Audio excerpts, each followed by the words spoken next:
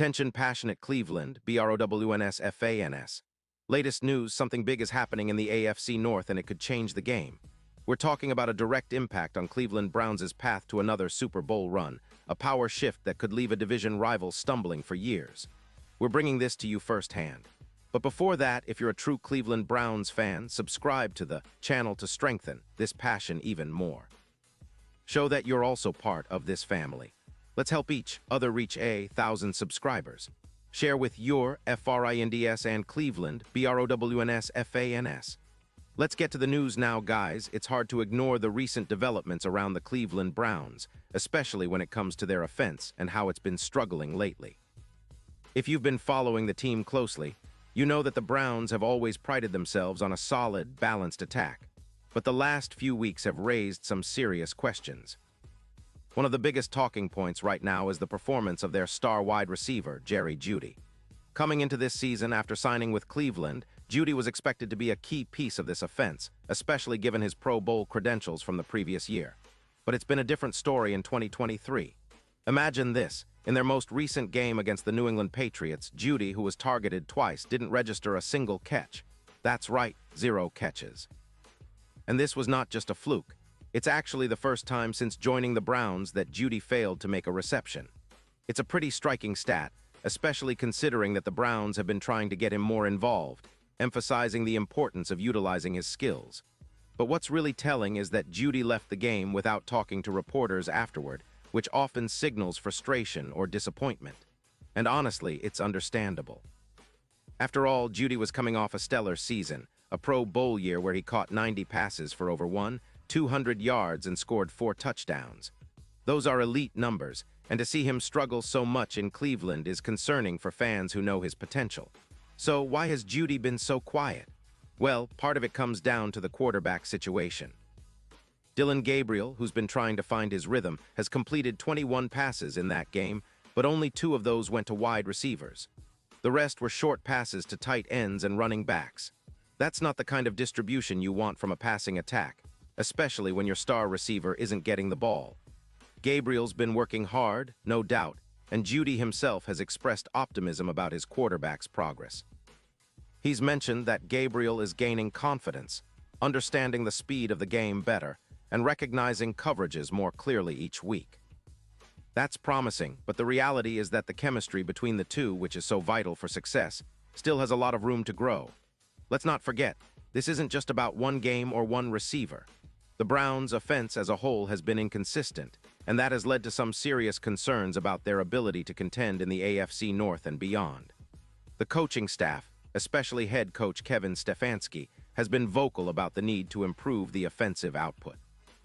After the game, Stefanski said, "Playing good on offense is about 11 guys on the field, and us as coaches doing our job."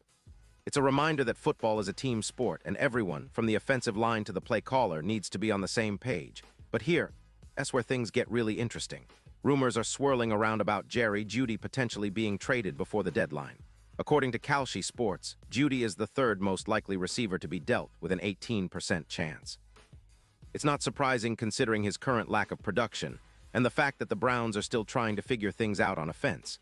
It's worth noting that the team's management has been quite open about wanting to improve the offense overall, and if a trade can bring in a player who fits better or addresses a specific need, they might consider it. Of course, the quarterback situation is at the heart of this. Dillon Gabriel, while showing flashes of promise, is still developing. His chemistry with Jeudy isn't fully established yet, and that's affecting the entire passing game. But Jeudy himself remains optimistic.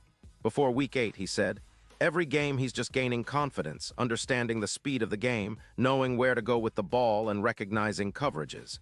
I feel like he's just getting better each week, and that's what we need from him."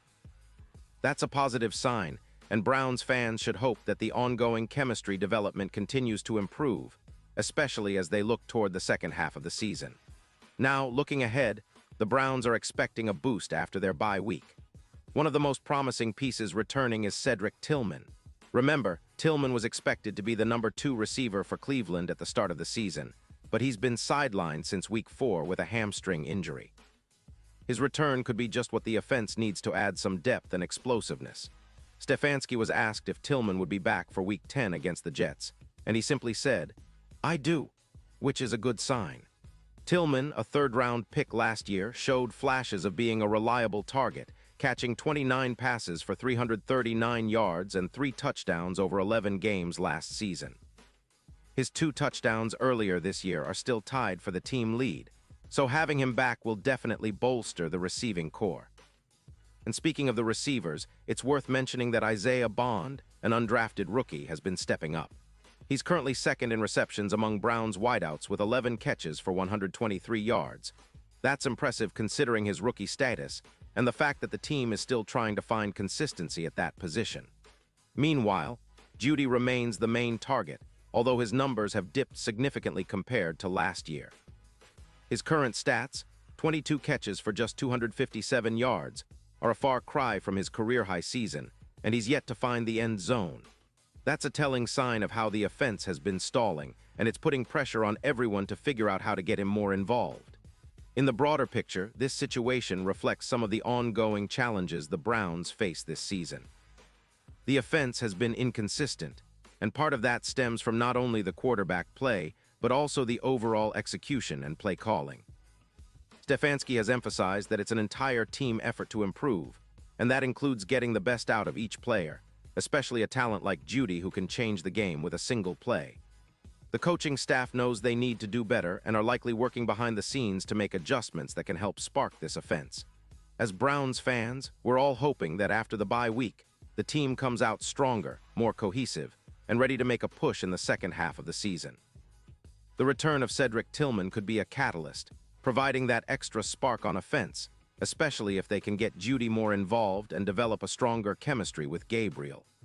The potential trade rumors surrounding Jeudy add an extra layer of intrigue, and it's a reminder that this team is constantly evolving. The Browns have historically been a team that fights hard, and I believe they're still in the mix to make some noise if they can tighten up on offense and get everyone on the same page. Looking ahead, the AFC North is as competitive as ever, with teams like the Ravens and Bengals fighting for dominance. The Browns need to capitalize on their opportunities, and that starts with fixing the offensive issues. The development of Gabriel, the return of Tillman, and the possible reinforcements through trades could be the keys to turning this season around. Browns fans, it's a roller coaster, no doubt, but the passion is real and the team has the talent to bounce back. Keep your eyes on the next few games because this story is far from over. We're witnessing a team at a crossroads, trying to find its identity, and every game moving forward will be crucial. And now, Cleveland Browns fans, I want to hear from you. What's your take on this? Drop your thoughts in the comments below. Your opinion matters so much to us and to the Cleveland Browns. And don't forget, I'll be back soon with more updates, so stay tuned for the latest Cleveland Browns news.